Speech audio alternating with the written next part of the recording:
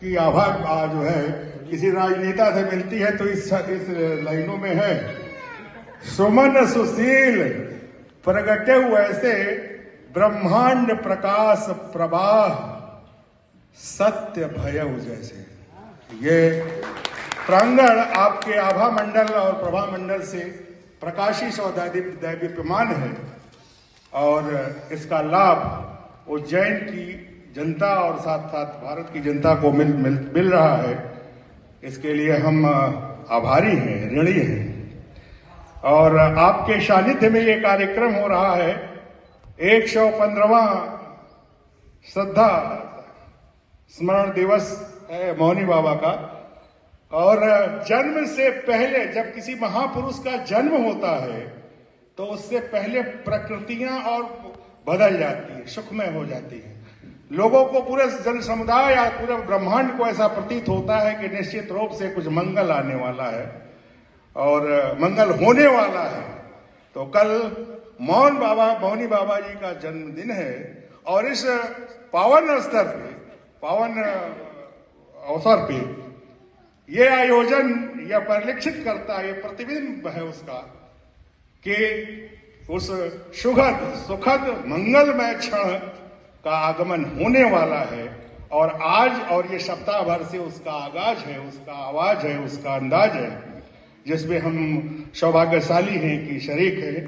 और आप हमारे गुरुदेव गुरुर् ब्रह्मा गुरुर् विष्णु गुरुर्देवो महेश्वर गुरु साक्षात परम ब्रह्म तस्मै श्री गुरुवे नमः। गुरु के श्री चरणों की वंदना करते हुए, उसको ध्यान में रखते हुए मैं अपनी वाणी शुरू करता हूं। मैं इस देश के उस कोने से आता हूं जहां से नित्य दिन आदित्य का शौर्य सूर्य प्रभाकर प्रवाह प्रसारित होता है। मेरे ऊपर भी कुछ किरणें उसकी पड़ती हैं, लेकिन मैं उसको जानता नहीं, पहचानता नहीं, कभी मिला नहीं, लेकिन उसकी किरणों को महसूस जरूर करता हूं और आया हूं वहीं। देखिए, सौभाग्य भी है। आप उसी प्रभा के यज्ञ है। ये मेरा सौभाग्य है कि गोरखपुर, मुझे लगा कि मैं गोरखपुर में ही, मुझे ऐसा नहीं लगा कि मैंने अपना गोरखपुर छोड़ा है। मुझे लगा कि मैं उस आदित्य के प्रभा की छाया में ही हूं। और आज वो सुखद अनुभूति लगी और इसकी जिसका वर्णन नहीं किया जा सकता। और इसका सत्य ये भी है कि माधव की ज्योति केशव मधुसूदन का मोहन, माधव की ज्योति केशव मधुसूदन का मोहन, समय काल की महाधारा महाकाल की महिमा महत्व। अनिल जी प्रधान जी हैं इस कार्यक्रम के सूत्रधार। राम और लक्ष्मण जैसे भाई की जोड़ी है। देखिए, मैं मनोज जी कहीं बैठे हुए हैं। इन दोनों आदमी के सतत प्रयास से हम लोग यहाँ तक पहुंचे हैं और इस अप्रत्याशित क्षण पल प्रहर के साक्षी हैं। तो अनिल मनोज अनुज द्वय का श्रम सतत प्रयास परिणाम, पावन भूमि उज्जैन की जहां बसे महाकाल। जय श्री महाकाल, जय श्री महाकाल। तो आज एमडी एजुकेशन सरायपाली कलिंगा विश्वविद्यालय छत्तीसगढ़ और मौन तीर्थ पीठ हिंदी विद्यापीठ के संयुक्त तत्वाधान में ये कार्यक्रम आयोजित किया गया है। मेरी एक परंपरा है, बड़ी विनम्रता पूर्वक जहाँ श्रेष्ठ जन बैठे हों वहाँ वो क्या कहते हैं, अशिष्टता करना अक्षम्य अपराध होता है। इसलिए मैं गुरुवर के श्री चरणों में सर विनम्रता पूर्वक नतमस्तक होते हुए, सर अपना रखते हुए ये अनुमति चाहूंगा कि मैं जो अपना उद्बोधन करता हूं तो एक चीज मैं लोगों को देता हूं। जो शक्ति मुझे प्राप्त है या नहीं प्राप्त है ये तो लोग बताएंगे। मैं किसी चीज का दावा नहीं करता, अहंकार नहीं है। विनम्रता पूर्वक आपके श्री चरणों में मैं नतमस्तक होकर अनुमति चाहूंगा। और अगर आपकी अनुमति हो तो मैंने जी से कह चुका हूं, फिर मैं अपना उद्बोधन शुरू करूंगा। मित्रों, मैं अपने उद्बोधन से पहले अपने सामने बैठे हुए हर व्यक्ति से एक निवेदन करता हूं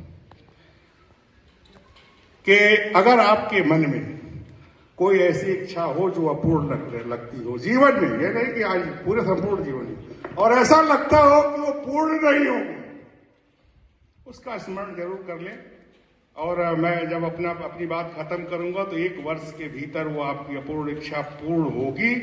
ये दावा है मेरा नहीं, ईश्वर का है, किसी का भी है, लेकिन पूर्ण होगी, ये सत्य है। और आज इसके साक्षी हमारे परम पूज्य गुरुदेव जी हैं।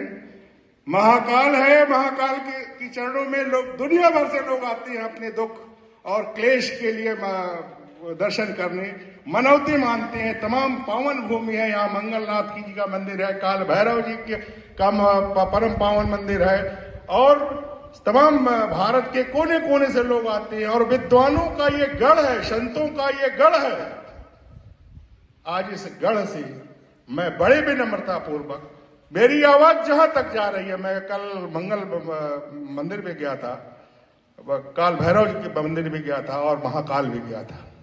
इन तमाम संतों और लोगों के बीच से को साक्षी मानते हुए मैं परम पूज्य गुरुदेव जी के श्री चरणों को यह अधिकार देता हूं, 1 वर्ष तक आपके चरणों में आके जो भी अपनी इस इच्छा को, ये लोग जो सामने बैठे हैं उन्होंने तो स्मरण कर लिया है, आपके चरणों में 1 वर्ष तक जो भी आदमी आके सर झुका के अपनी इच्छा को मन में स्मरण करेगा वो पूर्ण होगा।